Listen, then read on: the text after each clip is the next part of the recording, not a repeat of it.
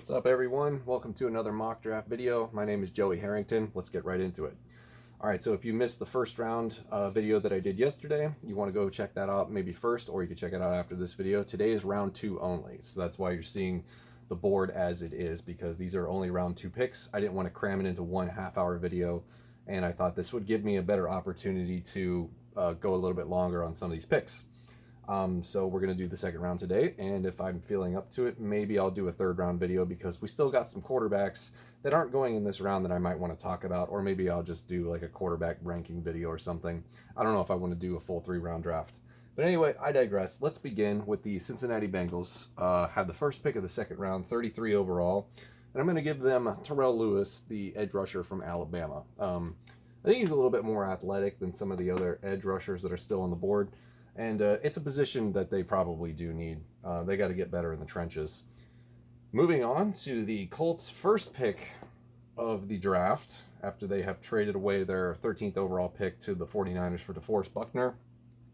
Now, they're probably going to use this pick to get back into the first round to get the player I'm about to call his name because of that 5th-year option for first-round picks. So don't be surprised if they move back in with the 49ers, maybe with the Chiefs, depending on how things go. Or they could just sit here and just hope and pray. Who knows? But I'm going to give them Jordan Love, quarterback from Utah State. And I really like Jordan Love.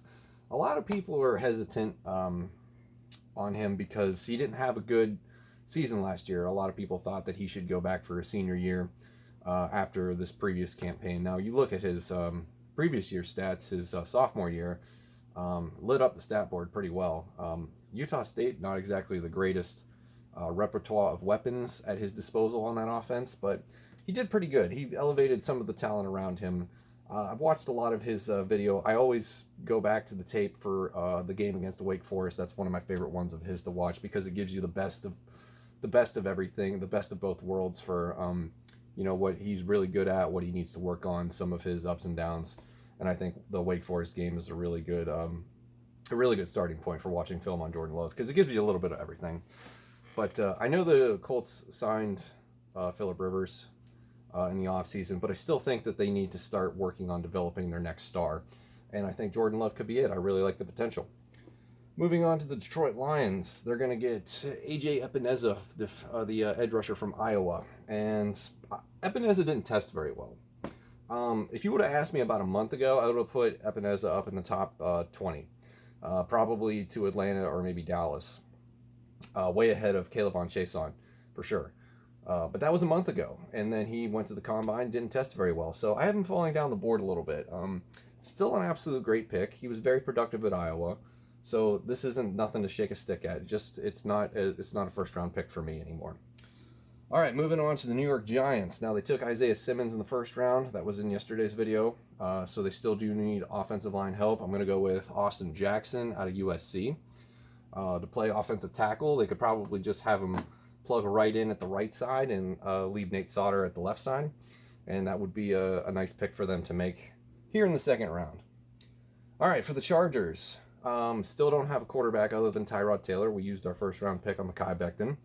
And I'm not exactly going to give him a quarterback here because Jacob Eason, Jalen Hurts, all those other guys, I think for this point in the draft is a little too rich.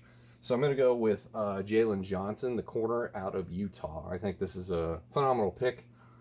I like Jalen Johnson a lot. I think he could even sneak into the first round, possibly. I really like the cornerback class this year. I think it's a little bit better than last year. I was pretty high on some guys that didn't work out, like Justin Lane. But yeah, I think the corners are pretty good this year, and I think the Chargers would do well to get themselves one. All right, moving on. Next, we're going to the Panthers with 38th overall pick in the second round, or whatever pick in the second round, 38th overall, you know what I'm talking about.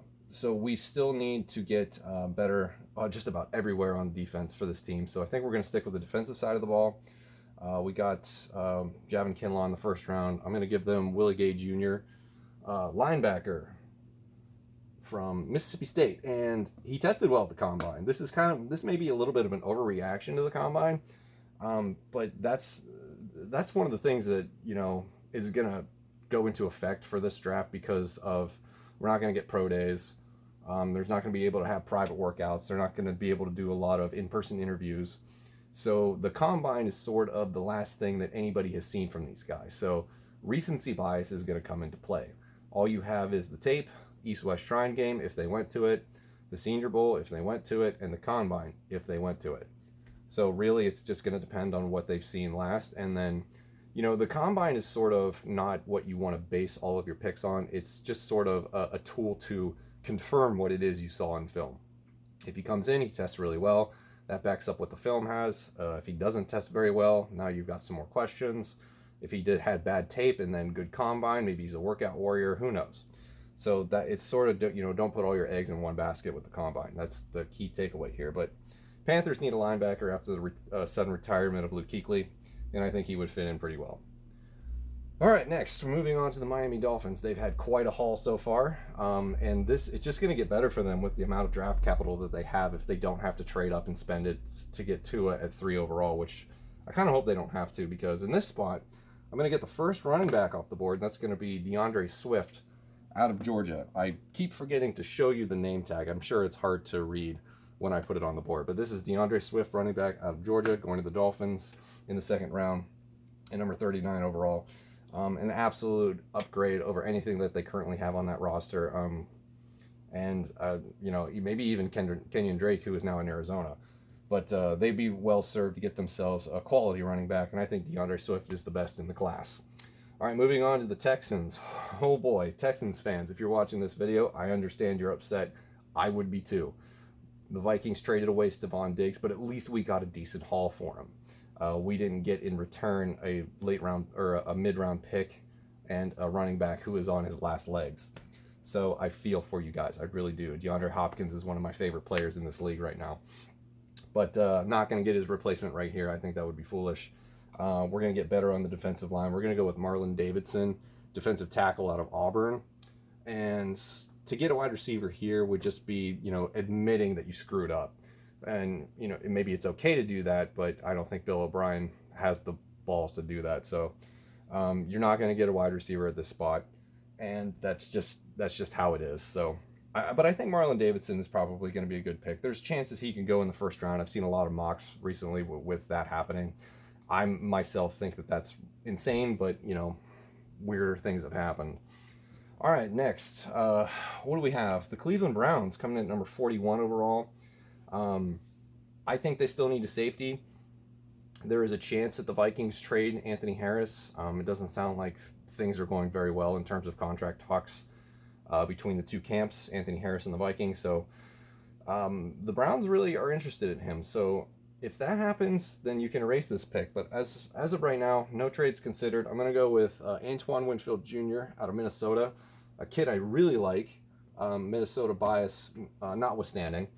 But I think Antoine Winfield Jr. could end up being one of the better safeties in this draft class. A lot of good safeties on the top of this board this year. Ashton Davis, Grant Delpit, Xavier McKinney, and Antoine Winfield. And there's a couple other ones, but Jeremy Chin, I almost forgot about him. There's a couple other ones, but really good safety class at the top this year. And I thought, safety is one of those positions that I enjoy watching tape on. Darnell Savage last year, Jonathan Abram last year. Those were two very exciting players to watch. So if you're ever interested in watching film, I'd start with safeties. It's a pretty good time. All right, moving on, we have the Jacksonville Jaguars at number 42, and for them, we're going to give them some more defensive help, and they need to rebuild their defensive line. So I'm going to give them Neville Gallimore, the defensive tackle from Oklahoma, and he's going to go to Jacksonville to try to help revitalize that front seven on that defense, and he's going to have a lot of work to do that. That's for sure. Moving on, we have, for the first time in these videos, the first time that I have done a mock draft for this team, the Chicago Bears. Don't have a first-round pick this year, sad face, and there's a lot of stuff that they need. Now, they're going into this season with Mitchell Trubisky and Nick Foles as their quarterback competition, and I don't think I have to tell you who's going to win that one. Trubisky can't throw left. It's a meme. Look it up. But anyway, to the point. Let's get to the point. Chicago Bears are going to take Cesar Ruiz, who is probably the best interior offensive lineman in this draft. So it'd be kind of crazy to actually see him go this far. I've done some mock drafts where I've had the Vikings take him because, good Lord, we need a guard. And it's just unimaginable that we're going into the season with the offensive line that we have. More about that later. So Cesar Ruiz is a very good center. I think he probably could move in and play guard for another team, and that'd be a good fit. So I think the Bears would be wise to upgrade their interior offensive line. 44 overall, we got the Indianapolis Colts with their second pick of the second round. We've already got Jordan Love up here. Let's get a weapon for Phillip Rivers opposite T.Y. Hilton. I'm going with T. Higgins out of Clemson. Higgins was a first-round pick for me earlier in the offseason, but I've sort of dialed down after he didn't want to participate at the Combine. That, kind of gave me a red flag that he wasn't interested in running the 40 or anything. But he's still a very big body wide receiver, 6'4", big frame. He could be your red zone target. So I'm thinking maybe he could be the Mike Williams clone in Indianapolis for Phillip Rivers to go up and get some touchdowns in the end zone. I like that idea. Moving on to the number 45, Tampa Bay Buccaneers. Nice new uniforms, guys. Love it. More of that, please. So in the first round, we took care of the offensive line, Josh Jones. I incorrectly said in the previous video where he was from, so apologize for that. This time I'm not going to get that wrong. I'm going with J.K. Dobbins from Ohio State, running back, and I think this would be a great fit. You give Tom Brady that somebody you can turn around, hand the ball off to, do his thing. The offensive line still needs a little bit more work, but we're working on it. So J.K. Dobbins, very much more intriguing than anything that they currently have on their roster at running back. I'm sick of Peyton Barber and Ronald Jones. Moving on to the Denver Broncos. We said in the first video that they need offensive line help. We decided to go with Henry Ruggs out of Alabama. This round, I'm not going to pass on the opportunity. I'm going with Ezra Cleveland out of Boise State, offensive tackle. And it's a tough pill for John Elway, I think, to swallow, to admit that he made a mistake with the offensive line picks that he's made so far. So hopefully he remedies that and gets Ezra Cleveland here at this spot. All right, moving on to the next pick, we've got the Atlanta Falcons. Also, new uniforms. They're growing on me a little bit. I like the white ones.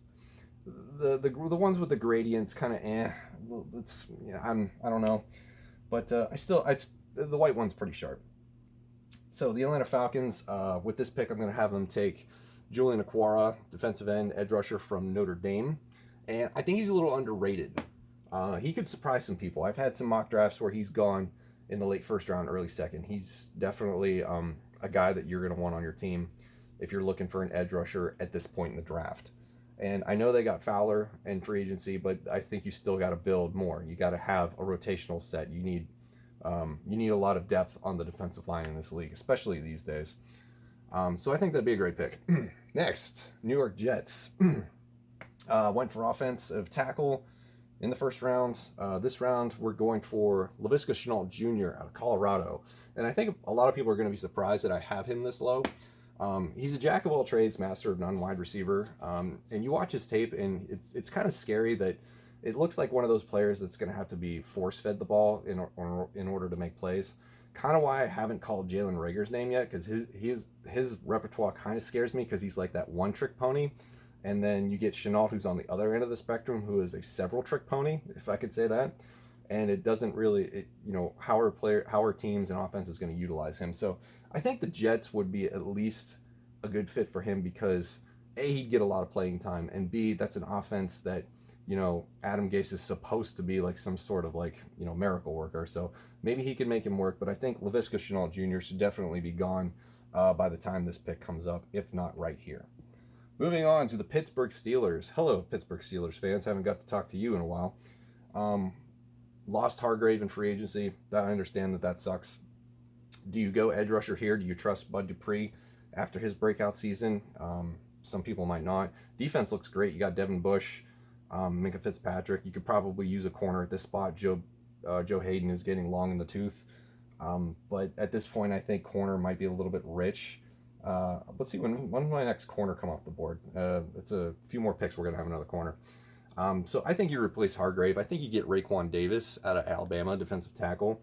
Raekwon Davis is a guy that you probably wouldn't have had the opportunity to get last year, because I had him going in the top 15, top 20 had he declared, but he decided to go back for a senior season. Hurt him a little bit. He's down on the board now, but I still think he's a great player. Interior pass rusher, run stopper, all those things. So Raekwon Davis at this spot, replace Hargrave. Why not do it? All right, moving on to the Chicago Bears. We're back in Chicago again. I think that this is a spot where we're going to see a run on safeties. And I'm going to go with, this one's going to be Jeremy Chin, Baylor University, I think. No, Southern Illinois. I don't know why I thought Baylor. I think I've got Denzel Mims on the brain. Jeremy Chin, nice workout at the combine, tested well. The problem for him and a lot of people from smaller schools like FBS is that they're lacking pro days and they're lacking the interview process in person, private workouts and whatnot.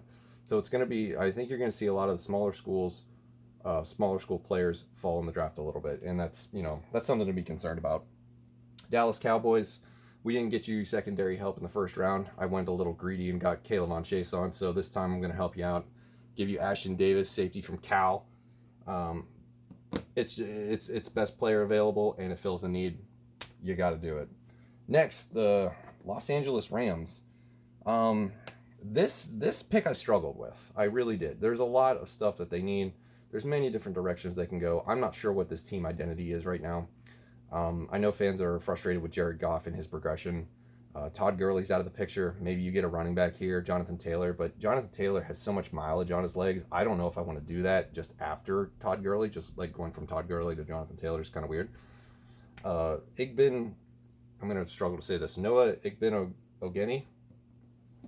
So I think you go secondary in this spot, and I think you get him. Cornerback from Auburn. That would be what I would do if I was the Rams. So that's what I'm going to do here. Next, we've got the Philadelphia Eagles, and I think upgrading their offensive line is probably the next priority. They did it last year with Andre Dillard, protect Carson Wentz, because Carson Wentz is injury prone. Jason Peters is no longer here, I think Andre Dillard is going to move into that spot pretty seamlessly. So now let's go to the interior. Let's get Jonah Jackson from Ohio State, interior offensive lineman. Didn't leave myself a lot of room right there to put that tag up, but it is what it is. All right, next, Buffalo Bills. Let's get defensive on the Buffalo Bills. I'm going to go with a player that I like, Joshua Uche, I forget, edge rusher from Michigan. Why I like this guy is the interview process. He had a lot of good answers, and I respect the way that he studies his position, the way he talks about studying other guys that came before him, respecting the things that they've done, and trying to adapt and sort of take some moves from them. And that's, that sounds to me like a kid who's got a good head on his shoulders. So I think that would be a great pick. Moving on to the Baltimore Ravens. Here's where we're going to get another weapon from Lamar Jackson, Brandon Ayuk from Arizona State. Another guy that could be going in the first round. Like I said, this wide receiver group is very deep this year, so that's a possibility. He could definitely end up there. Going with the Dolphins next, and great haul for the Dolphins so far in this draft. I'm going to give them Lloyd Cushenberry II. I abbreviated this because there's no way Cushenberry was going to fit on this tag, so we're going with LC2 or LC squared, which would be a cool nickname. I mean, we had RG3 at one point. Why not bring something like that back? All right, next for the Texans. All right, guys, here's where you get a wide receiver. I'm going to go with KJ Hamler. Penn State, right? Yeah, Penn State. It's been a long quarantine, guys. I'm having brain farts. Reason I like KJ Hamler, twitchy, joystick. Reminds me of Stephon Diggs, and I like Stephon Diggs. He's one of those guys that can break, make insane breaks on his routes. The only thing he just doesn't catch like Stephon Diggs. So if he gets that down in a couple years or however long it takes for him to develop, that'd be pretty sweet. All right, time for my team. Minnesota Vikings at 58. We need interior offensive linemen. Klein is now gone. He was a one-year rental, apparently. Pat Elflein is garbage. We need guards, so I'm going to go with Matt Hennessy from Temple. Studying this kid's profile, this is a guy that I like. I think he could fit the offense pretty well if we decide to keep the Stefanski scheme, which I think we will, because Dalvin Cook clearly showed he can succeed in that. So I like Matt Hennessy out of Temple. Next, we're going to Seattle. Offensive tackle time, protect Russell Wilson at all costs in that mega contract. Lucas Niang out of TCU. Great pick for them. Next, we have the Baltimore Ravens at, where are we at? 60. Baltimore Ravens, I'm going to give them an edge rusher, Curtis Weaver, Boise State. I think he's probably the last quality edge rusher on the board, so why not go ahead and grab him up. Next, this is a player I'm excited about. I'm going with the Titans, and I'm going to give Ryan Tannehill a little bit of a weapon, and an interesting weapon at that. I'm going with Chase Claypool, the wide receiver out of Notre Dame. And people are talking about him being a tight end. I could see it given his physical numbers, his stature. I think he's going to be a very hard weapon to scheme against. And in that offense where you got to absolutely 100% worry about Derrick Henry, could open up a lot of lanes for him. So I'd like to see that combo come to fruition. Next, we're going with the Green Bay Packers. David Arnett from Ohio State, corner. Packers love drafting corners. You ever notice that? Kevin King, all these other guys, they like having a lot of corners. So I'm going to give them another one. And probably because they have no good linebackers. And they finally got rid of Martinez. Moving on to the Chiefs. Here's where I said we're going to give them a running back. I like Antonio Gibson out of Memphis. Played a lot in the shotgun. Basically a wide receiver in college who is a running back, but played a lot of wide receiver. And that, to me, sounds like somebody that would fit the Chiefs' offense of explosiveness, you know, ready to take it to the house at a moment's notice, go on a breakaway. You could do a lot with him in that creative offense that Andy Reid has. So you'd have so much speed on the outside, Damian Williams to come in and out, and then Gibson, who is just another jack in the box for them to use at their disposal. All right, so this is the end of the video. Last pick of the day. Seattle Seahawks. I'm going to go with Kyle Duggar from Lenoir Rhine. And I first noticed this kid when I watched a mock draft on NFL Network. Somebody had him going in the top 25, top 28, I think. And a little rich for my blood, but guy tested well. And maybe this is a little bit of an overreaction. It's going to be hard for smaller schools, especially a school that I've never heard of until this year, for players to break into the upper round. So end of the second round, I think, would be a good spot for him.